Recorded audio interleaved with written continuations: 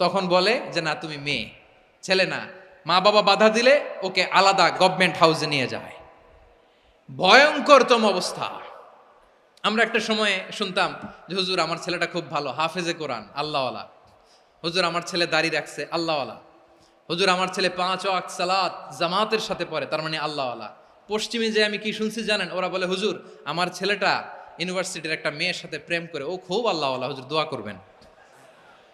এর কারণ ওদের কাছে আল্লাহওয়ালার ক্রাইটেরিয়া হচ্ছে হুজুর আমার ছেলেটা আরেক ছেলেরে পছন্দ করে নাই, আমার মেয়েটা আরেক মেয়েকে ভালোবাসে নাই, এজন্য আমার ছেলেটা আল্লাহওয়ালা, হুজুর ওর জন্য একটু দোয়া করে দিয়েন।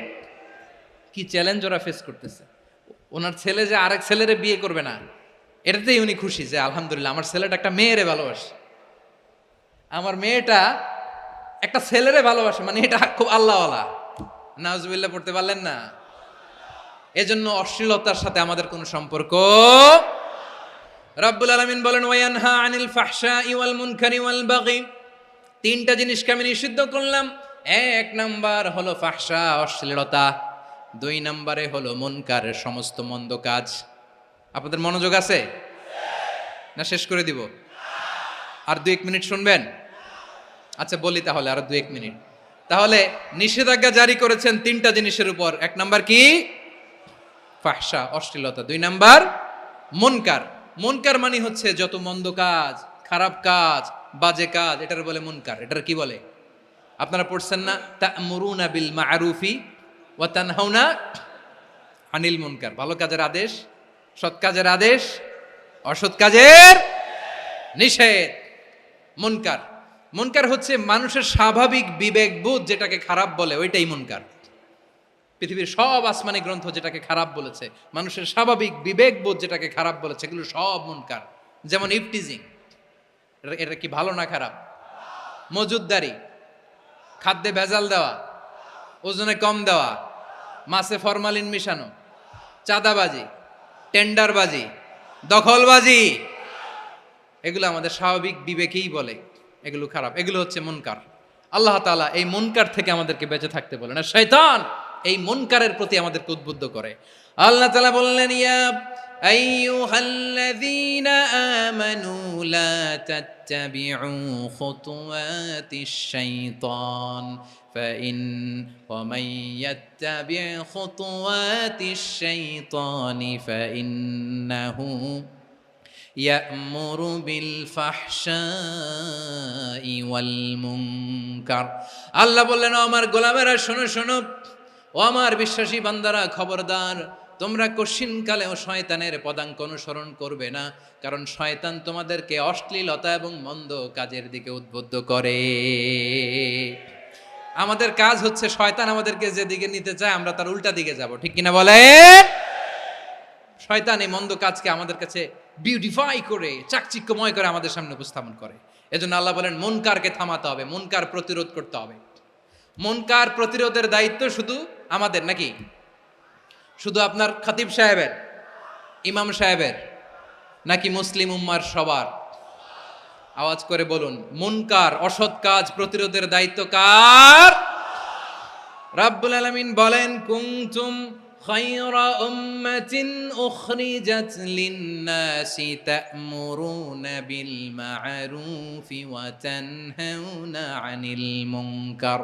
তোমাদেরকে শ্রেষ্ঠ জাতি করে জমিনের মধ্যে আবির্ভূত করা হয়েছে, যাতে করে তোমরা জমিনের ভেতরে সৎ কাজের আদেশ করতে পারো আর অসৎ কাজের নিষেধ করতে পারো।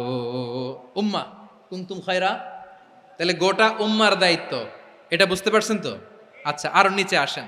এরপরে আল্লাহ বললেন শুধু উম্মাহ না, এই জমিনের রাজত্ব আমি যাদের হাতে দেই, এই জমিনের মালিক আমি যাদেরকে বানিয়ে দেই, যাদেরকে আমি সরকারের দায়িত্ব দেই, তাদেরকেও মুনকার প্রতিরোধের দায়িত্ব দিয়েছে কে?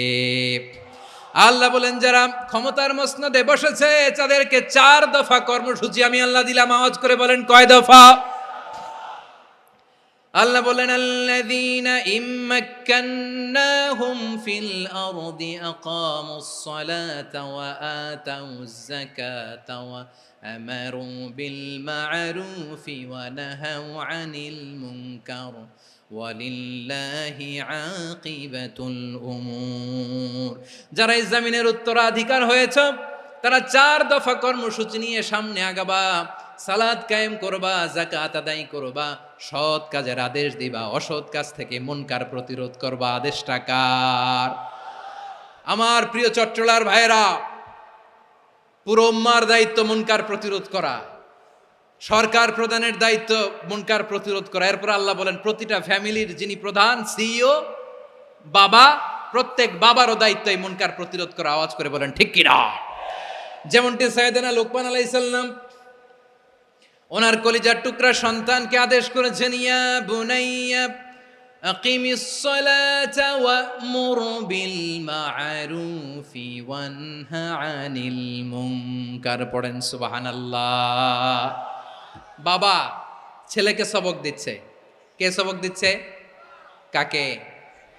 লোকমান আলাইহিস সালাম ছেলেকে বলতেছে, ওরে আমার কলিজার টুকরা সন্তান, ওরে আমার বাছা, নামাজ কায়েম করবা, সৎ কাজের আদেশ দিবা, আর মুনকার প্রতিরোধ করবা, অসৎ কাজ সমাজ থেকে খারাপ কাজকে ঝেঁটে বিদায় করে দিবা।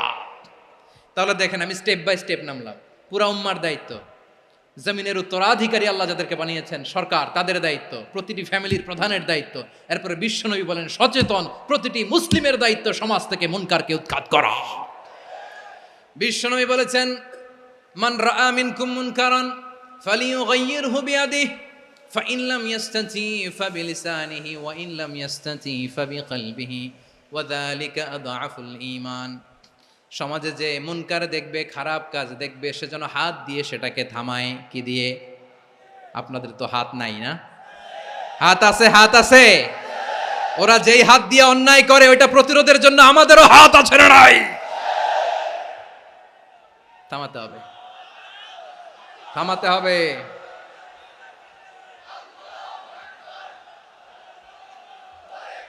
বসুন আমার প্রিয় ভাইয়েরা, ওরা ওদের যেই হাত দিয়ে টেন্ডারবাজি করে, চাঁদাবাজি করে, ইফটিজিং করে, দখলবাজি করে, যেই হাত দিয়ে, ওই মুনকার থামায় দেওয়ার জন্য আল্লাহর দেয়া আমাদেরও দুটি হাত আছে না নাই? আমাদেরও হাত আছে। থামাইতে হবে, থামাইতে হবে, হিম্মত করতে হবে। আমার প্রিয় ভাইয়েরা, না থামালে আমরাই ডুববো শেষমেশ। আমাদের বাঁচার জন্য হইলেও থামাইতে হবে। রব্বুল আলামিন বলেন, ওয়াত্তাকু ফিতনাতাল লা তুসিবান্নাল্লাযীনা যালামু মিনকুম খাসসা। ও আমার গোলামেরা, ওই আযাবকে ভয় করো যে আযাব যখন আমি জমিনের বুকে পাঠাই শুধু জালেমদেরকেই মারি না, আলেমদেরকেও মারি। আযাব যখন আসে তখন শুধু জালিমই মরে না, আলেমও মরে। জানেন মুসা আলাইহিস সালামের পায়ে একবার একটা লাল পোকা কামড় দিয়েছে, লাল পিঁপড়া। লাল পিঁপড়া কামড় দিলে খুব আরাম লাগে না? কি লাগে? হ্যাঁ, জলে না? লাল একটা পিঁপড়া কামড় দিছে, তো উনি রেগে মেগে পাশি দেখে লাল পিঁপড়ার বাসা, পা দিয়ে ডলে মুছে সবগুলো পিঁপড়া মেরে ফেলছে। এই ঘটনাটা আল্লাহ ঘটিয়েছেন এজন্য। মুসা আলাইহিস সালাম ছিলেন কালিমুল্লাহ, সরাসরি আল্লাহর সাথে কথা বলতেন। তিনি আল্লাহকে জিজ্ঞেস করেছিলেন, আল্লাহ তুমি যখন কোনো জনপদে আযাব পাঠাও, শাস্তি দাও, ওখানকার শুধু জালেমরাই তো মরে না, ভালো মানুষগুলাও মরে, তো আযাব দিবা মুশরিকদের উপর দিবা, অবাধ্যদের উপর দিবা, ভালো মানুষগুলারে মারো কেন? আল্লাহ বললেন, মুসা তোমার যে কামড় দিছিল পায়ের মধ্যে পিঁপড়া, কয়টা পিঁপড়া? জোরে বলেন। একটা পিঁপড়া, তো সবগুলারে মারলা কেন? রেগে মেগে পুরো পিঁপড়ার বাসা ভেঙে মেসাকার করলা কেন? এই মুসা, আমি যখন অ্যাকশনে যাই, আমি যখন শাস্তি দেই, তখন এত বাস বিচার করা হয় না, বাস বিচার করা যায় না। যখন অ্যাকশনে যাওয়া হয় ওইটা ডাইরেক্ট অ্যাকশন হয়ে যায়। চিল্লায় বলো ঠিক কি না? এজন্য আমাদের বাঁচার জন্য হলেও এই পাপ থামাতে হবে, এই শয়তানের অট্টহাসি থামাতে হবে, অন্যায় অপরাধ সমাজ থেকে আমাদের থামাতে হবে। কারণ আযাব আসলে ওরাও মরবে, আমরাও মরব। একটা জাহাজ 2 তলা, আপনি আছেন 2য় তলায়। শুনতেছেন? শুনতেছেন? জাহাজ কয় তলা? আপনি কোন তলায়? 2য় তলায়। নিচের তলার কিছু লোক জাহাজের তলা ছিদ্র করতে আরম্ভ করছে। কি ছিদ্র করতেছে? আচ্ছা, জাহাজের তলা ছিদ্র করলে তলা দিয়ে কি ঢুকে?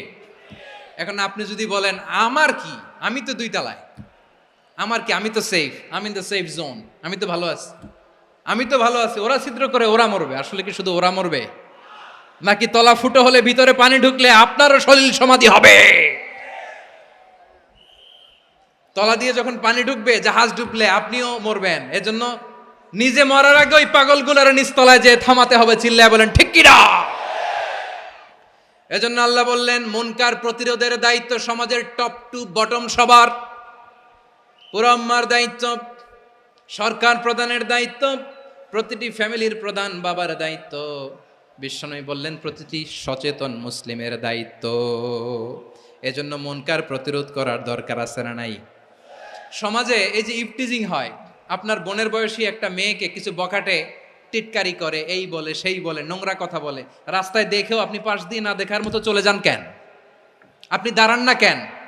আপনি দাঁড়ালেই তো থেমে যাবে, কারণ সত্যের যে শক্তি তার সামনে মিথ্যা মুখ থুবড়ে পড়ে। আপনার সামনে ও কিছুই না, নাথিং। আপনি দাঁড়ান, ওকে প্রশ্ন করেন যে আমার বোনকে তুমি ডিস্টার্ব করো কেন? আপনাকে দেখে আরো 5 জন দাঁড়াবে, 5 জনকে দেখে আরো 10 জন দাঁড়াবে। আমাদের নীরবতা আর আমাদের নিশ্চুপ থাকাই জালিমদেরকে আরো শক্তিশালী জালিম বানিয়েছে। এজন্য মুনকার প্রতিরোধের দায়িত্ব আমাদের সবার। টেন্ডারবাজি, চাঁদাবাজি, দুর্নীতি, অপরাধ, দখলদারিত্ব, মজুদদারি, এগুলো সব কিছু একসাথে প্রতিরোধ করতে হবে, ঠিক কিনা বলেন? একটা মানবিক সমাজ যদি চাই, প্রতিরোধ করতে হবে। প্রিয় ভাইয়েরা, আল্লাহর শপথ নিয়ে বলি, এই নাসিহাতগুলো সবার জন্য, সব দলের জন্য, সব মতের মানুষের জন্য। আমরা কোনো দলের প্রতি মানুষকে ডাকি না, আমরা ডাকি ইসলামের দিকে। সব দলের, সব মতের, সব মানুষদেরকে আমরা আহ্বান জানাই, আসুন আমরা একটা সুন্দর সমাজ বিনির্মাণ করি। এই যে নতুন বাংলাদেশের এক সুযোগ এসেছে, আর জীবনে হয়তো আসবে না, সামনের 100 বছর এই সময় আসবে না। আসুন দেশটাকে আমরা সাজাই, আসুন আমরা দুর্নীতি বন্ধ করি, আসুন আমরা চাঁদাবাজি বন্ধ করি, আসুন আমরা দখলদারিত্ব বন্ধ করি, আসুন আমরা এক দল আরেক দলকে নিশ্চিহ্ন করার যে রাজনীতি, এটা বন্ধ করি। সব দলের প্রতি আমার আহ্বান। আমি কিছুদিন আগে একটা নিউজ দেখলাম, ওই যে লন্ডনে বসে জনাব তারেক রহমান সাহেবকে আমি ধন্যবাদ দিতে চাই। উনি সংবাদ শোনা মাত্রই ওনার দলের অনেক চাঁদাবাজকে উনি বহিষ্কার করেছে। I do appreciate. প্রতিটি দলের এরকম ইনিশিয়েটিভ নেওয়ার দরকার আছে না নাই? যে কোনো দলে এই প্র্যাকটিসটা থাকার দরকার আছে না নাই? চাঁদাবাজদের সাথে আপনারা নিজেদেরকে মুক্ত ঘোষণা করবেন যে এরা আমার দলের কর্মী হতে পারে না। আমরা চাঁদাবাজ মুক্ত বাংলাদেশ চাই, জুলুম মুক্ত বাংলাদেশ চাই, ফ্যাসিজম মুক্ত বাংলাদেশ চাই, গুণ খুন খারাপি মুক্ত বাংলাদেশ চাই। আমরা নতুন ভোরের বাংলাদেশ চাই। ওই বাংলাদেশ পাওয়ার জন্য মুনকার প্রতিরোধে, অন্যায় প্রতিরোধে যদি বাঘের বাচ্চার মতো, আবু সাইদের মতো 2 হাত উঁচু করে বুককে টান টান করে প্রসারিত করে দাঁড়াতে হয়, রাজি আছো মুসলমান? কারা কারা রাজি? আল্লাহকে হাত দেখিয়ে প্রতিজ্ঞা করো।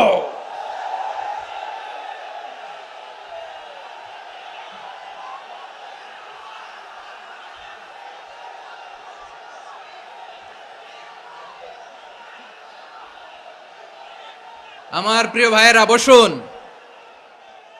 বসুন আমার ভাইয়েরা। রাব্বুল আলামিন বলেন, ওয়ায়ানহা আনিল ফাহশাই ওয়াল মুনকারি ওয়াল বাগি ইয়াইযুকুম লাআল্লাকুম তাযাক্কারুন। বসুন। আল্লাহ বললেন, আমি অশ্লীলতাকে নিষেধ করি, আমি সব ধরনের মন্দ কাজকে নিষিদ্ধ করি, সব শেষে আমি সীমা লঙ্ঘনকে তোমাদের জন্য নিষিদ্ধ করি। আলোচনা মনে আছে তো, না ভুলে গেছেন? নিষিদ্ধ করেছেন কয়টা জিনিস? 1 নম্বরে অশ্লীলতা, 2 নম্বরে মুনকার তথা সব মন্দ কাজ, 3 নম্বরে আল বাগি, সীমা লঙ্ঘন, ক্রসিং দ্য লিমিট। সীমা লঙ্ঘন করা ভালো না। We all should know all limits. চিল্লায় বলেন ঠিক কিনা? একই আয়াতে আল্লাহ বললেন, কুল ইন্নামা হাররামা রাব্বিয়াল ফাওয়াহিশা মা যাহারা মিনহা ওয়া মা বাতানা ওয়াল ইসমা ওয়াল বাগিয়া বিগাইরিল হক। অন্যায় ভাবে যে অবাধ্য হয়, যে সীমা লঙ্ঘন করে, তাদেরকেও আমি এটা হারাম করে দিলাম। সীমালঙ্ঘন করা হারাম, সীমালঙ্ঘন করা হারাম। আল্লাহ বারবার বারবার আমাদেরকে ওয়ার্নিং দেয়। যখন আমরা থামি না তখন আল্লাহ ধরে, আর যখন ধরে তখন ছাড়ে না। ধরে ধরে ধরে না, ধরলে আল্লাহ। ফেরাউনকে কিন্তু হুট করে ধরে নাই, আপনারা জানেন 9 বার ওয়ার্নিং দিয়েছে। ফেরাউনকে আল্লাহ তাআলা ওয়ার্নিং দিয়েছিল কয়বার? বীর চট্টলার বীর সেনানীরা আওয়াজ করে বলেন, ফেরাউনকে ধরার আগে ওয়ার্নিং দেওয়া হয়েছিল কয়টা? রব্বুল আলামিন বলেন, ওয়ালাকাদ আতাইনা মূসা 9 আয়াতিন বাইয়িনাত, 9টা মুআজিজা দেখিয়েছি। 1 2 3 বারবার এইভাবে রিমাইন্ডার, ওইভাবে রিমাইন্ডার, এইভাবে নসিহাত, ওইভাবে দাওয়া। ফাকুলা লাহু কাওলান লাইয়িনা, নরম করে বলো, সফট করে বলো, যত ওয়ে হতে পারে দাওয়া মেথডোলজির মূসা আলাইহিস সালামের সব অ্যাপ্লাই শেষ। 10ম বারে যে আল্লাহ ধরছে, 10ম বারে যে ধরেছে। এজন্য আল্লাহ বলেন, আমি সীমালঙ্ঘনকে পছন্দ করি না। কোরআনের অন্য আয়াতে বাগীকে বলা হয়েছে আল ইতিদা, সীমালঙ্ঘন যারা করে তাদেরকে আল্লাহ বলেছেন মুতাদিন। ওয়াকাতিলু ফি সাবিলিল্লাহিল্লাযীনা ইউকাতিলুনাকুম ওয়ালা তা'তাদু ইন্নাল্লাহা লা ইউহিব্বুল মুতাদিন। আমি সীমালঙ্ঘনকারীদেরকে কঠিনকালেও পছন্দ করি না। আমরা যেন সীমালঙ্ঘন না করি, রাজি আছেন তো? যে কোনো ক্ষেত্রে ইবাদতে যেন সীমালঙ্ঘন না করি। অনেকে আমরা ইবাদতে সীমালঙ্ঘন করে ফেলি। বিশ্বনবী সাল্লাল্লাহু আলাইহি ওয়াসাল্লাম যেটা শিখিয়েছেন এর বাইরে যে অতিরিক্ত বুজুর্গ হতে চায়, এরকম আছে না নাই? করা যাবে না, কোনো ক্ষেত্রেই সীমালঙ্ঘন করা যাবে, এমনকি যুদ্ধ ক্ষেত্রেও না। বিশ্বনবী সাল্লাল্লাহু আলাইহি ওয়াসাল্লাম বলেন, খবরদার যুদ্ধ ক্ষেত্রেও সীমালঙ্ঘন করো না। কি সুন্দর ইসলাম আমরা পেয়েছি। বিশ্বনবী বলেন, খবরদার যুদ্ধের ময়দানে কোনো নারীর গায়ে হাত তোলো না, কোনো শিশুর গায়ে হাত তোলো না, কোনো গবাদি পশু হত্যা করো না, কোনো শস্য ক্ষেত্র ধ্বংস করো না, ইবাদতরত অন্য ধর্মের কোনো সন্ন্যাসীর গায়ে হাত তুলো না। বলেন সুবহানাল্লাহ। তাহলে আমরা সীমালঙ্ঘন করতে পারবো? প্রিয় ভাইরা, একটা সুখী, সমৃদ্ধ, শান্তির সমাজ, মানবিক সমাজ যদি আমরা গঠন করতে চাই, আমাদের আল্লাহর দেয়া কয়টা আদেশ মানতে হবে বলেন দেখি? সবাই বলেন কয়টা? আর বেঁচে থাকতে হবে কয়টা জিনিস থেকে? আওয়াজ করে বলেন কয়টা? আচ্ছা, আদেশ নাম্বার 1 কি ছিল বলেন? আল্লাহর আদেশ কি? 1 নাম্বার আদাল, ন্যায়পরায়ণতা। আমরা সুবিচার, সুশাসন, ন্যায় বিচার চাই কি চাই না? 2 নম্বরে কি ছিল? মাশাআল্লাহ, আওয়াজ করে বলেন 2 নম্বরে কি ছিল? ইহসান, আমরা যেন সবার প্রতি দয়া পরবশ হই, ইহসান করি। 3 নম্বরে কি ছিল? নিকটাত্মীয়দের দান করা, তাদের অধিকার প্রাপ্য বুঝিয়ে দেওয়া। পাশাপাশি 3টা জিনিস থেকে আল্লাহ বারণ করেছেন, নিষেধ করেছেন। তার প্রথমটা ফাহশা, অশ্লীলতা। অশ্লীলতার সাথে আমাদের কোনো সম্পর্ক। আজকের এই ঐতিহাসিক চট্টগ্রামের প্যারেড ময়দান থেকে আমরা যত ধরনের মা যাহারা মিনহা মা বাতান, প্রকাশ্য অপ্রকাশ্য, দৃশ্যমান অদৃশ্যমান, সব অশ্লীলতা থেকে নিজেদেরকে মুক্ত ঘোষণা করলাম। অশ্লীলতাকে আমরা না বলে দিলাম। আওয়াজ করে সবাই বলুন নো। অশ্লীলতার সাথে আমাদের কোনো সম্পর্ক। 2 নম্বর নিষেধাজ্ঞা কি ছিল? আল মুনকার, সমাজের যত মন্দ কাজ এগুলোকে আমরা প্রতিরোধ করব। রাজি আছেন তো সবাই? 3 নম্বরে আল বাগী, সীমালঙ্ঘন। কোন মুসলিম সীমালঙ্ঘন করে না, এমনকি যুদ্ধ ক্ষেত্রেও না। আওয়াজ করে বলেন ঠিক কি না? রাব্বুল আলামিন শেষে বললেন, ইয়াইদুকুম লাআল্লাকুম তাযাক্কারুন, আল্লাহ তোমাদেরকে উপদেশ দেন যাতে তোমরা শিক্ষা গ্রহণ করো। আমরা উপদেশ দিব, আমরা জোর করে কাউরে কিছু মানাতে চাই না। লা ইকরাহা ফিদ্দিন ওয়া যাক্কির ফাইন্না যিকরা তানফাউল মুমিনিন। উপদেশ দিলে এটা মুমিনদের কাজে দেয়। লাস্তা আলাইহিম বিমুসাইতির ইন্নামা আনতা মুযাক্কির। নবী হে, আপনি রিমাইন্ডার দাতা, আপনি উপদেশ দিবেন। আমরাও বিশ্বনবীর এই হাদিসগুলো থেকে, কোরআনের আয়াত থেকে রিমাইন্ডার, এই কথামালা, বাণীবাহক হিসেবে এই বাণীগুলো আপনাদের সাথে কাছে পৌঁছে দিলাম। আমরা আল্লাহ তাআলার কাছে প্রার্থনা করি, আল্লাহ আমরা যেন আদল দিয়ে আমাদের সমাজকে গঠন করতে পারি। আল্লাহ আমরা যেন ইহসান করতে পারি, আমরা যেন নিকটাত্মীয়দের দান করতে পারি। আল্লাহ যত ধরনের অশ্লীলতা, অনাচার, মন্দ কাজ, সীমালঙ্ঘন, অবাধ্যতা থেকে যেন আমরা বেঁচে থাকতে পারি। আল্লাহ তাআলা আমাদের সবাইকে কথাগুলো বোঝার ও আমল করার তৌফিক দান করুক।